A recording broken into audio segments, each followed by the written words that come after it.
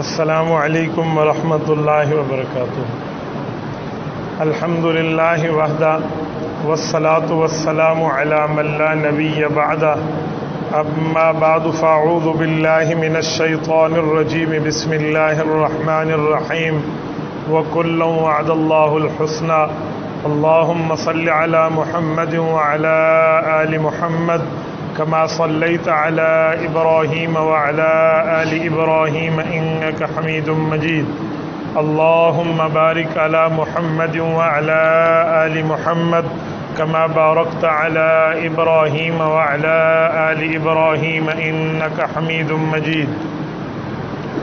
معزز دوستو، سفر المظفر کا مہینہ تقریباً اپنے اختتام پذیر ہونے کو ہے۔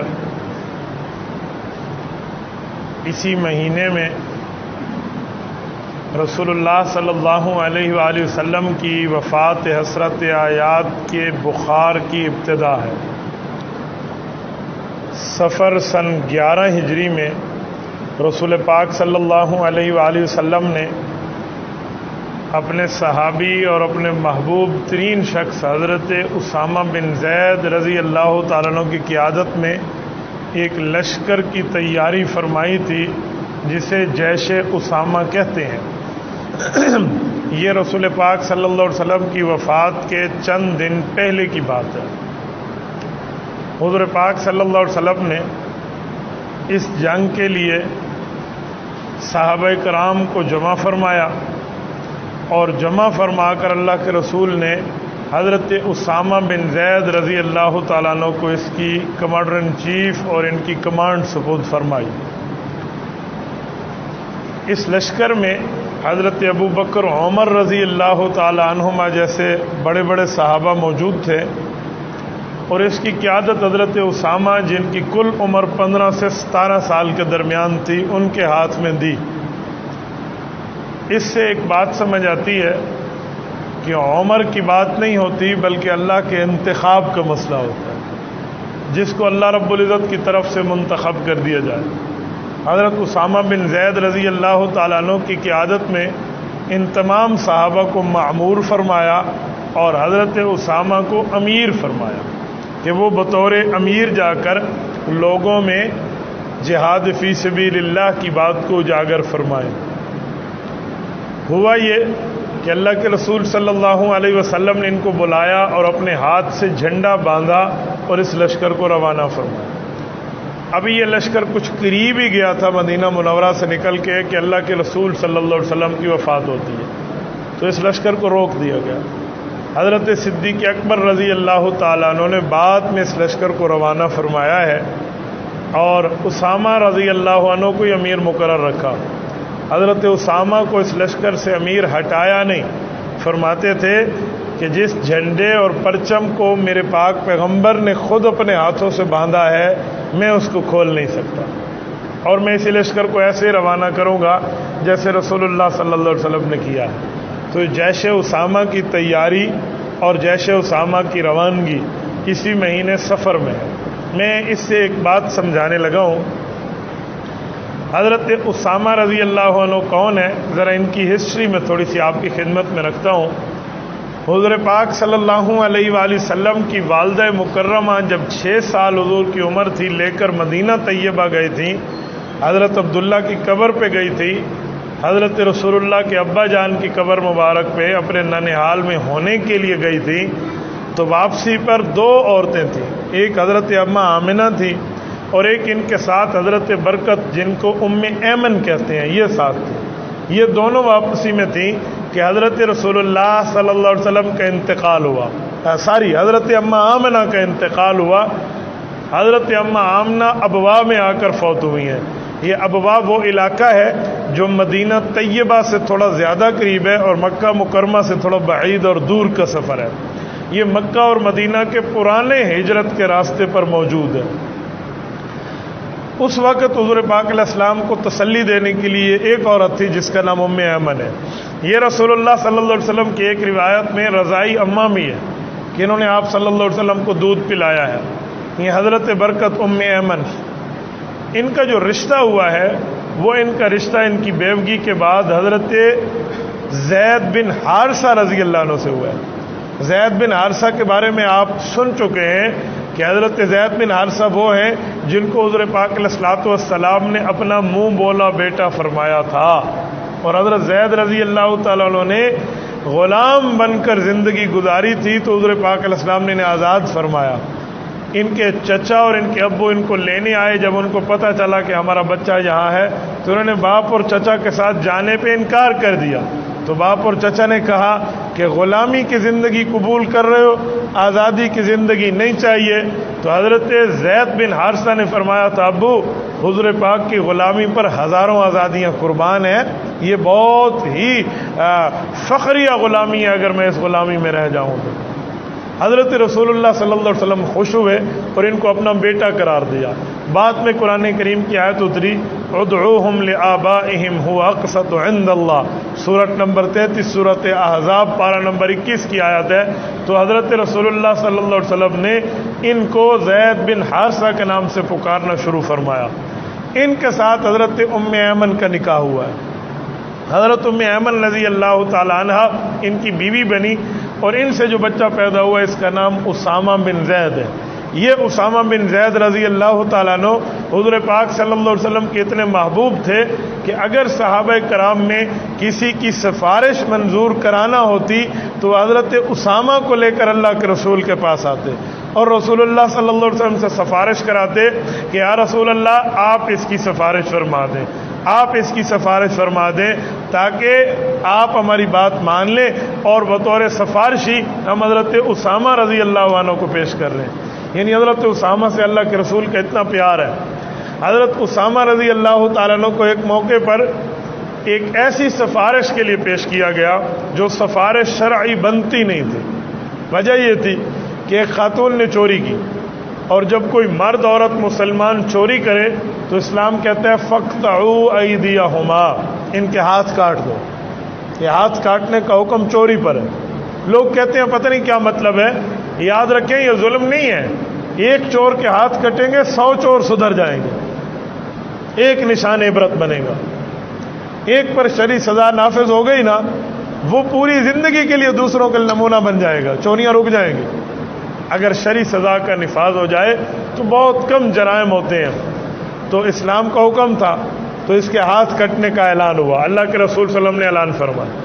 وہ عورت کوئی برگر فیملی کی تھی، تھوڑی پیسے والے خاندان کی تھی، تو وہ حضرت اسامہ کو لے کر آ گئے کہ ہم چوری کا مال بھرنے کے لیے تو تیار ہیں، پھر ہاتھ کیوں کٹتے ہیں؟ حضرت اسامہ نے سفارش کی تو اللہ کے رسول نے فرمایا اتشفع یا اسامہ فی حدود اللہ، اسامہ آپ سفارش کر رہے ہیں کہ میں اللہ کے حکم کو بدل دوں، اللہ تعالیٰ کے حکم کو توڑ دوں، آپ یہ سفارش کر رہے ہیں؟ تو حضرت اسامہ پیچھے ہٹے۔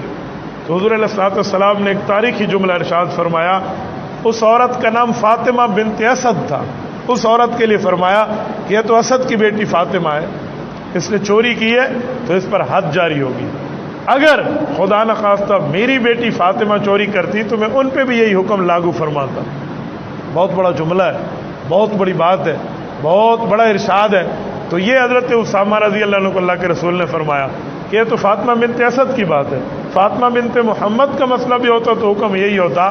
تو میرے دوستو اس سے ایک بات سمجھ آتی ہے کہ محبت میں، پیار میں حضور پاک صلی اللہ علیہ وسلم نے اللہ کے حکم کو قربان نہیں کی۔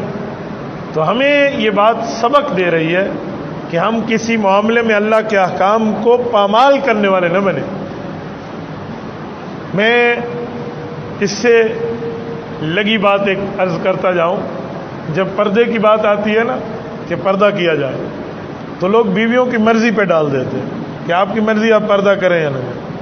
بیوی کی مرضی نہیں ہے، یہ اللہ کا حکم ہے، اور اللہ کے حکم کی پابندی کرانا خاوند کی ذمہ داری ہے۔ اپنی بیٹی کے لیے والد کی ذمہ داری ہے، اپنی بیوی کے لیے اس ہسبینڈ کی ذمہ داری ہے، یہ پوری کرائے گا، اس کو چاہیے وہاں پوری کرائے، یہ اللہ کے احکامات کی پابندی کرائے، ورنہ اس سے پوچھا جائے گا جو تیرے محتاط تھے ان نے اللہ کے احکام پہ عمل کیوں نہیں کیا۔ آج کل لوگ کہتے ہیں جی آپ کی مرضی ہے، یہ کیسی بات ہے بھائی؟ ہم اللہ کے حکم میں بھی مرضیاں چلانے والے بن جائیں، اللہ کے احکامات میں بھی مرضی چلانے والے۔ ایک سودی کاروبار کرتا تھا بیٹا، وہ میرے پاس آیا تو انہوں نے کہا جی میری امی آپ سے فون پہ بات کرنا چاہتی ہیں. ان کی والدہ سے میں نے فون پہ بات کی تو وہ کہنے لگی کہ آپ اس کو کہہ دیں 1-2 سال یہ کام کرتا رہے, اگر اب یہ نوکری چھوڑ دے گا تو ہمارے گھر کا گزر بسر کیسا ہوگا. میں نے کہا میری بہن ناراض نہ ہونا, اگر آپ کی بیٹی زنا کراتی پھرے اور اس کے بدلے میں پیسے لے تو میں آپ کی بیٹی کو کیا کہوں کہ 2 سال یہ کاروبار جاری رکھ, یہ کہوں؟ مفتی صاحب آپ کیسی بات کر رہے ہیں؟ میں کہ جیسی سن رہی ہو ویسی بات کر رہا ہوں. ماں سے 70 مرتبہ زنا کے مترادف ایک سود کا لقمہ ہے. 70 مرتبہ زنا تمہیں قبول ہے کہ بیٹا سود کھاتا رہے, وہ ایک مرتبہ بیٹی کے زنا پہ تیری غیرت جاگ اٹھی, اللہ کے احکام میں ہمیں سفارش کرنے والی بن گئی ہو. تو پھر اس کا دماغ ٹھکانے لگا کہ اچھا سود کا اتنا بڑا گناہ ہے, تو اتنے بڑے گناہ کو لوگ گناہ ہی نہیں سمجھتے. نام پروفٹ رکھ دیا. پروفٹ کا کیا معنی؟ منافع ہو رہا ہے, بینکوں میں حرام کاروبار ہو رہا ہے اور وہاں پر سود لیا جا رہا ہے, فکس پیسے پر لوگ سود لیتے ہیں, نام پروفٹ ہے. بھائی پروفٹ کہنے سے حرام حلال تھوڑی ہو جائے گا, نام بدلنے سے شریعت کے احکام میں تبدیلی آ جائے گی. یہ کیسے ہے؟ اگر ایک عورت کو آپ مرد کہہ دو تو وہ مرد بن جائے گی, اس کے لیے پردہ ختم ہو جائے گا. یہ ایک مرد کو آپ عورت کہہ دو وہ بچے جننے کے قابل ہو جائے گا. یہ بات نہیں ہے. آپ نے نام بدلے ہیں, شریعت کے حکم تو نہیں بدلا. شریعت کا حکم تو اپنی جگہ پر موجود ہے. احکام شریعت کو لاگو کرنا اس آدمی کی ذمہ داری ہے جس کے پاس اختیار ہے. گھر میں والد کا اختیار ہوتا ہے, والد کی ذمہ داری ہے وہ احکام شریعت نافذ کرے. خاوند کی ذمہ داری ہے وہ اپنی اولاد پر, اپنی بیوی پر یہ معاملات کی ذمہ داری کو نافذ کرے. ایک تاجر ہے, اس کے نیچے کچھ افراد کام کرتے ہیں, تو اس آدمی کی ذمہ داری ہے کہ وہ ان کو اللہ کے احکام کا پابند بنائے. ایسے کوئی افسر ہے, اپنے محتاط جتنے جونیئرز ہیں اس کے آفس میں, یہ اس کی ذمہ داری ہے ان کو اس بات کا پابند بنائے. ایسے حکمران وقت ہے, اس کے اختیار میں ہے وہ اپنی رعایا سے شریعت کے مطابق عمل کرائے. کیوں؟ رسول پاک کا فرمان ہے الا کلکم راع وکلکم مسئول عن رعیتہ. فرمایا تم میں ہر آدمی حکمران ہے اپنی رعیت کا, اور وہ جتنی رعیت کا حکمران ہے, جتنا صاحب اختیار ہے اتنے اختیار کے بارے میں اللہ کل قیامت میں اس سے سوال فرمائیں. تو دینی معاملات میں کسی کی سفارشیں نہیں ماننی. اللہ کا حکم ٹوٹ رہا ہو وہاں کوئی سفارش نہیں ہے. ہاں سفارش وہاں ہے, کوئی میرا ذاتی کام متاثر ہو رہا ہے, جی ٹھیک ہے چھوڑ دیں, ذاتی بدلہ نہ لیں, ذاتی مسئلے پر معاف کر دیں. کوئی لین دین کی بات ہے, کوئی پیسے لینے دینے کا معاملہ ہے, آپ معاف کر دیں, آپ کو اللہ اجر دے گا, ٹھیک ہے. لیکن میں معاہدہ کر لوں جی میں نماز نہیں پڑھوں گا, میں آپ سے سفارش کر لوں جی آپ زکوٰۃ نہ دینا, اچھا سفارش کروں آپ روزہ نہ کرنا, آپ روزہ نہ رکھنا, یہ کیسی سفارش ہے؟ تو اسلام نے سفارش کے احکام دیے. سفارش کے آج کل لوگ غلط سفارشیں کراتے ہیں. میرا بیٹا امتحان دے رہا ہے, آپ فلاں حال میں ایگزامینر ہیں, اسے چیٹنگ کی اجازت دے دیں, اسے نقل کرنے دیں. یہ سفارش کرنے والا اور سفارش کروانے والا یہ کیا منہ دکھائے گا اللہ کو کل قیامت میں؟ اور میرے دوستو, ہاں اگر اس کے اختیار میں ہے, گریسنگ مارکس کہتے ہیں, مارکس کہتے ہیں کہ مثلا وہ 10 نمبر دے سکتا ہے تو وہ 8 دے رہے ہیں, آپ کہتے ہیں میں آپ اس کو 10 دے دیں, آپ کے اختیار میں, یہ اس کے معاملے میں ہے, وہ کسی کا حق نہیں کھا رہا. تو یہ تو چلو اس حد تک ہے. لیکن جہاں اللہ کے حقوق کھائے جا رہے ہوں, خدا کے احکام کی پامالی کی جا رہی ہو, شریعت کا حکم ٹوٹ رہا ہو, اور وہاں کہتے ہیں جی نہیں ایسا نہیں ہے, بھائی ایسی بات نہیں ہے. شریعت کے احکام پہ اولاد کی ذمہ داری والد پہ موجود ہے. ہاں والد ایسا بے اختیار ہے تو اس کے کوئی ہاتھ میں کچھ نہیں ہے, وہ کوئی اور بات ہے, اس کے مسئلے کے جوابات کچھ اور ہو جائیں گے. لیکن جہاں معاملہ بالکل ٹھیک ہے, یہ تو بتائے نا, بیٹی پردہ نہیں کرتی باپ کچھ نہیں کہتا, لیکن بیٹی اگر باپ کو سوٹ استری نہ کرے تو باپ غصہ ہو جاتا ہے, تو اس کا معنی ہے باپ با اختیار ہے, بے اختیار نہیں ہے. تو بھائی ایسے معاملات ہیں, ان معاملات کو دیکھنا چاہیے کہ سفارش کا معاملہ کس حد تک جا رہا ہے. تو حضور پاک کو حضرت اسامہ سے کتنا پیار ہے, کتنی محبت ہے, کتنا تعلق ہے.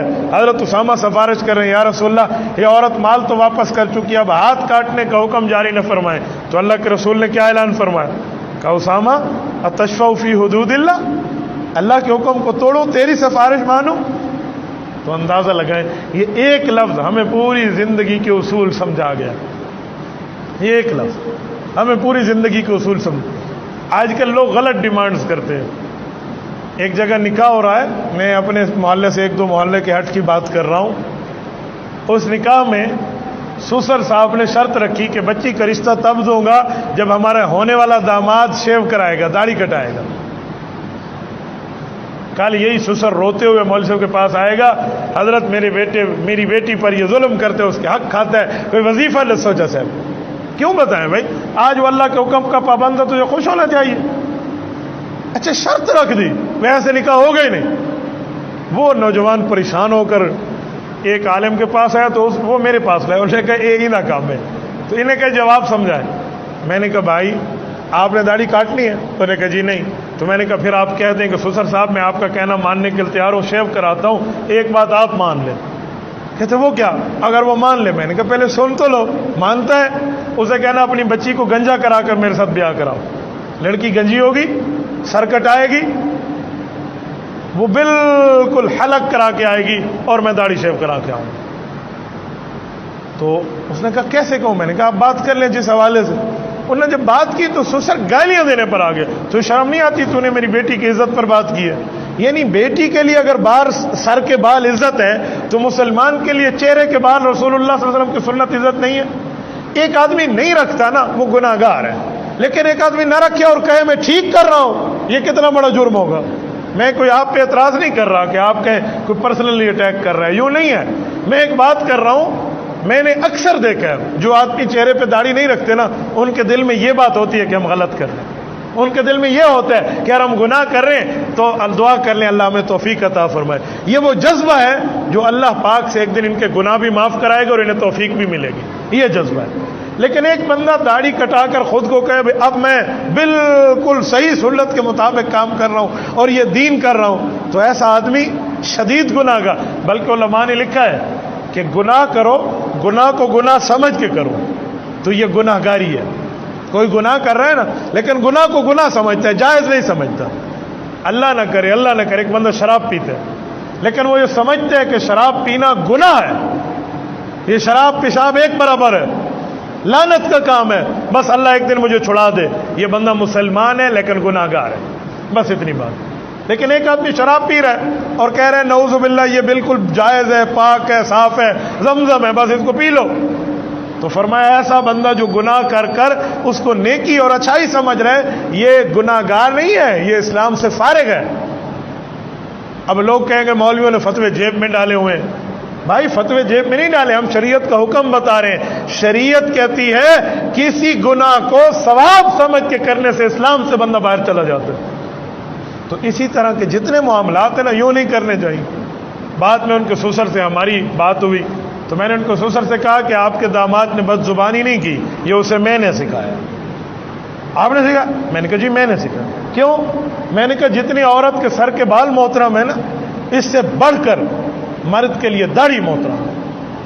اللہ نے جو آسمان پہ کچھ فرشتوں کی جماعت پیدا کی ہے، وہ فرشتے جو تسبیح پڑھتے ہیں ان میں عورتوں کا نمبر بعد میں ہے جن کے سر کے بال بڑے ہیں، اور ان مردوں کا نمبر پہلے ہے جن کی داڑھی سنت کے مطابق ہے۔ کہتے ہیں میں سمجھا نہیں۔ میں نے کہا حدیث پاک ہے، آسمان پر کچھ فرشتوں کی جماعتیں ہیں جو یہ اللہ کی تسبیح بیان کرتی رہتی ہیں، سبحان من زین الرجال باللحا وسبحان من زین النساء بالقرون، کہ میرا اللہ تو پاک ہے جس نے مردوں کو داڑھی سے اور عورت کو سر کے بالوں سے عزت عطا فرمائی۔ یہ تو فرشتے دعائیں کر رہے ہیں اس کے لیے، تو اس میں مرد کی داڑھی کی بات پہلے ہے۔ تو پتہ نہیں ہم دنیا میں اتنے مصروف ہو گئے ہیں کہ ہمیں دین کا خیال ہی نہیں ہے۔ ایک گھر میں رشتہ ریجیکٹ ہوا، ہم اس گھر میں اپنے بچے کی شادی نہیں کرتے۔ پوچھا گیا وجہ، تو ادھر تو نہیں بتایا۔ خاتون نے ایک اور جگہ جا کر کہا کہ میں اس کے گھر میں گئی ہوں، ان کی دونوں بچیوں کو میں نے دیکھا ہے، ٹھیک ہے شکل صورت سے اچھے ہیں، کچھ پڑھی لکھی بھی ہیں، لیکن بس صرف نماز روز ہے ان میں، باقی کوئی کام کی چیز نہیں ہے۔ تو آپ مجھے بتائیں جو خاتون اپنی بہو کے لیے ایسی بہو تلاش کرے کہ وہ نماز روزے والی نہ ہو، تو بتائیں کیا ہوگا؟ بچے کیا کریں گے؟ وہ کیا دین آگے منتقل ہوگا؟ یہ شادی جو خانہ آبادی تھی، اللہ نہ کرے یہ تو خانہ بربادی میں منتقل ہو رہی ہے۔ تو ہم نے دین کو ترجیح دینے چھوڑ دی۔ یہ انگریز کی سوچ ہے، یہ کفار کی سوچ ہے، یہ فساق و فجار کی سوچ ہے، اسلامی سوچ نہیں ہے۔ محبت ہو، پیار ہو، تعلق ہو، لیکن سب کچھ ہو، دین داری میں حضور پاک کے تابع دار بندہ سب سے بڑھ کے ہو۔ کسی سے پارٹنرشپ ہے، کسی سے ریلیشن شپ ہے، کسی سے فرینڈ شپ ہے، کسی سے کوئی اور معاملہ ہے، تو اس کا یہ مطلب نہیں ہے کہ ہم نے اپنے دین کو بھی بیچ دیا ہے. نا بابا، ہم ساروں کے تابع دار ضرور ہیں، لیکن آقا نامدار کے وفادار سب سے پہلے، حضور پاک علیہ السلام کی محبت سب سے پہلے. اختر شیرانی ایک شاعر تھا، شراب پیتا مشاعرہ پڑھتا، شراب پیتا مشاعرہ پڑھتا تھا، مسلمان، اندر سینے میں ایمان موجود تھا، لیکن بظاہر گناہگاری تھی. چہرہ بھی سنت کے مطابق نہیں تھا، لباس بھی سنت کے خلاف تھا.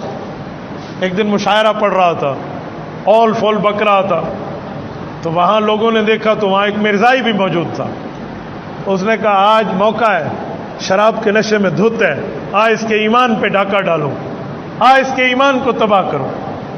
تو اس نے اپنے مختلف کارندے کھڑے ہو کر دکھائے نا، تو ایک اٹھ کر کہہ رہا تھا اختر تیری شاعری تو بہت بڑی ہے، اگر تیرے سامنے آج مرزا اسد اللہ خان غالب دہلی کا مشہور ترین شاعر ہوتا، تیرا مقابلہ کر سکتا؟ تو اس نے کہا اے اسد اللہ غالب میری جوتیاں اٹھانے والا ہوتا، وہ میرے سامنے چلتا، اب وہ نشے میں. تو کسی دوسرے نے اٹھ کے کہا علامہ محمد اقبال رحمہ اللہ کا ایک نام ہے دنیا میں، شاعر مشرق ہے، حکیم الامت کے شعراء میں ان کو لقب ملا ہے. کیا علامہ اقبال جیسی شاعری آپ کی ہے؟ انہوں نے کہا اقبال تو میرے تکیہ اٹھا کر میرے ساتھ چلتا، میں اس سے بہت بڑا شاعر ہوں. اس موقع پر مرزائی کے دل میں ایک بات آئی کہ اس کے ایمان کو ختم کروں، اس سے گستاخی کرا لوں، اس سے شریعت کا اور حضور پاک کا انکار کرا لوں. وہ کھڑا ہوا، انہوں نے کہا نشے میں تو ویسے ہی ہے. انہوں نے کہا اختر اگر آج تیرے سامنے تیرا نبی ہوتا تو وہ تیرے مقابلے میں کوئی مشاعرہ پڑھ سکتا؟ اف مسلمانوں، اس اختر کا یہ عمل قابل تقلید ٹھہرا.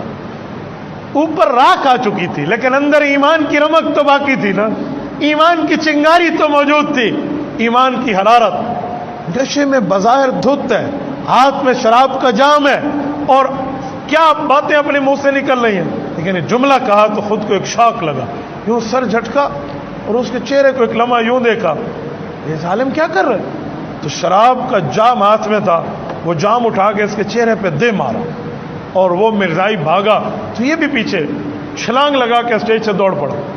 دوڑتا جا رہا ہے اور ایک جگہ جا کر اسے دبوچ لیا، پکڑا اور اسے اچھی بھلی کٹائی مار کٹائی کی. اور اس کے بعد اسے کہا اے لعنتی، میں گناہگار ضرور ہوں، خطا کار ضرور ہوں، روسیاکار ضرور ہوں، شرابی ضرور ہوں، گناہ ضرور کرتا ہوں، لیکن میں اپنے پیغمبر کا غدار نہیں ہوں. میں نے کل قیامت میں رسول پاک علیہ الصلوۃ والسلام سے سفارش لینی ہے. یار میں اپنے گناہوں کو اللہ سے حضور پاک کی رحمت کے صدقے معاف کراؤں گا، یہ ایک محبت کا رشتہ تو ظالم مجھ سے کھینچنا چاہ رہا ہے؟ تو میرے دوستو، ہمیں رسول اللہ کا تابع دار بننا چاہیے. باقی ساری باتیں اپنی جگہ، لیکن محبت پیغمبر اپنی جگہ، اطاعت رسول اپنی جگہ، رسول اللہ صلی اللہ علیہ وسلم کا ساتھ اپنی جگہ. ایسے ایسے صحابہ بھی تھے جو رسول اللہ پر کلمہ پڑھ رہے تھے. اس وقت جب حضرت عمر پہلے کلمہ پڑھ چکے، حضرت عمر کے دور پہ ان کی شہادت ہوئی، تو اس صحابی نے میدان کارزار سے حضرت عمر کو شہادت کے وقت پیغام دیا کہ عمر فاروق کو کہنا جس وقت تو نے کلمہ پڑھا ہم پیغمبر کے مخالف تھے، لیکن آج اللہ نے ہمیں حضور پاک علیہ السلام کا کلمہ عطا فرمایا، آج آپ امیر المؤمنین ہیں، ایمان پہلے آپ لائے تھے، جنت اللہ ہمیں پہلے دے رہا ہے. ایمان کی بات ہے، محبت کی بات ہے، تعلق کی بات ہے. تو میری بات کا مطلب کہ حضرت اسامہ نے سفارش کی تو حضور پاک نے کیا فرمایا؟ اتشفع فی حدود اللہ، اللہ کے معاملے میں سفارش کرے کہ اللہ کے حکم کو توڑ دو. اسامہ یہ نہیں ہو سکتا. حضرت اسامہ رضی اللہ عنہ کو خالی ہاتھ دربار نبوی سے واپس ہونا پڑا، حالانکہ کوئی موقع ایسا نہیں تھا کہ حضرت اسامہ سفارش کرے اور کوئی خالی ہاتھ واپس لوٹے. حضرت رسول اللہ بات مانتے تھے. وکان حب رسول اللہ، ان کا لقب تھا کہ یہ رسول اللہ کے محبوب ترین صحابی ہیں. یہ وفات سے پہلے اللہ کے رسول نے ان کو لشکر دیا اور صحابہ کرام کو ان کی ماموریت میں رکھا اور ان کے جھنڈے کو اپنے ہاتھ سے باندھ کر روانہ کیا. حضور پاک علیہ الصلوۃ والسلام کی کچھ دنوں میں وفات ہوتی ہے، یہ لشکر واپس آتا ہے. وفات حضرت آیات کے بعد معمول پر حالات آتے ہیں، صدیق اکبر خلیفہ بنتے ہیں. تو حضرت صدیق اکبر نے اسی سفر میں جو لشکر حضور نے ترتیب دیا تھا، اب ربیع الاول کی ابتدا تھی، تو فرمایا رسول اللہ صلی اللہ علیہ وسلم کے ہاتھ کے باندھے ہوئے جھنڈے کو میں نہیں کھول سکتا، اسامہ جو اللہ کے رسول نے آپ کو حکم فرمایا آپ تشریف لے جائیے. وہیں پر بھیجا۔ میری بات کا مطلب اتنا محبوب آدمی، لیکن اللہ کے راستے میں جب اللہ کے کلمے کی دعوت آئی تو حضرت اسامہ کو میدان جہاد میں اللہ کے رسول نے بھیج دیے۔ بظاہر کیا ہوگا، کوئی کہے گا اتنا پیار بھی اور مروانے کے لیے بھیجا، نعوذ باللہ، حالانکہ یہ بات نہیں ہے۔ اللہ کے احکام کے سامنے مخلوقات کی جتنی محبت ہے وہ قربان کر دی جاتی ہے۔ یہ ہمیں رسول اللہ نے سکھایا، یہ اس عمل نے بتایا۔ اس عمل سے ہمیں یہ واضح ہوتا ہے کہ ہم محبت پیغمبر کو، رسول اللہ صلی اللہ علیہ وسلم کی تابعداری کو اپنے سینے سے لگائیں اور دنیا کی اور محبتوں کو اس پر قربان کر دیں۔ ہماری دنیا بھی بہتر ہوگی، ہماری آخرت بھی بہتر ہوگی۔ اقول قولی ھذا واستغفر اللہ وآخر دعوانا ان الحمد للہ رب العالمین۔